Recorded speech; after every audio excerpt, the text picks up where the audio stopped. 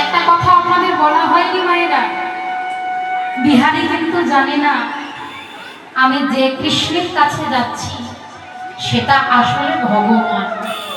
বিহারী জানে আমি যার কাছে যাচ্ছি সে আমারই মতো একটা ছোট ছেলে, তফাৎটা কি, সে রাজার ছেলে আর আমি ভিখারির ছেলে। তার 9 লক্ষ গরু আছে, আমি তার কাছে চাকরি করতে যাচ্ছি। বুঝতে পারলো না যে এটা হলো ভগবান। ঘুম ভেঙে উঠে বিহারীকে ডেকে, মানে ভগবানকে ডেকে বিহারী জিজ্ঞাসা করছে, আরে কি সুন্দর দেখতে তোমার, তোমার নাম কি গো?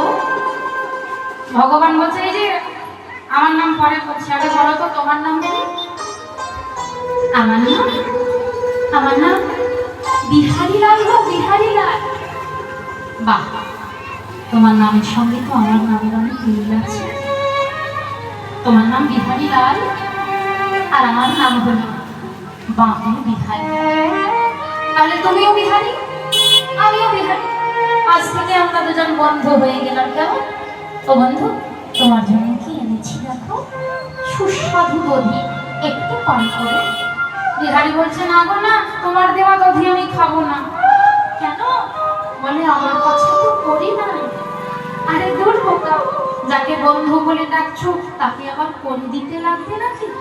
তুমি যে হরি নাম গাইতে গাইতে এসেছো, এটাই আমার পরম পাওয়া। এই নাম আমি নিজের হাতে তোমার বদনে দধি তুলে দিলাম। ছোট্ট বিহারীর বদনে যখনই ভগবান দধি তুলে দিয়েছে, আর সেই অমৃত সম দধিটা পান করে বিহারীর অঙ্গ থেকে যেন এক বিদ্যুৎ তরঙ্গ বয়ে গেল।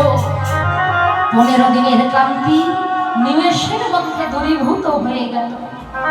সঙ্গে সঙ্গে বিহারী বলে উঠল, বন্ধু বলতে পারো আমি কৃষ্ণের বাড়ি যাব, কৃষ্ণের কাছে চাকরি করতে। কৃষ্ণের ঘর কত দূর গেলে দেখতে পাবো?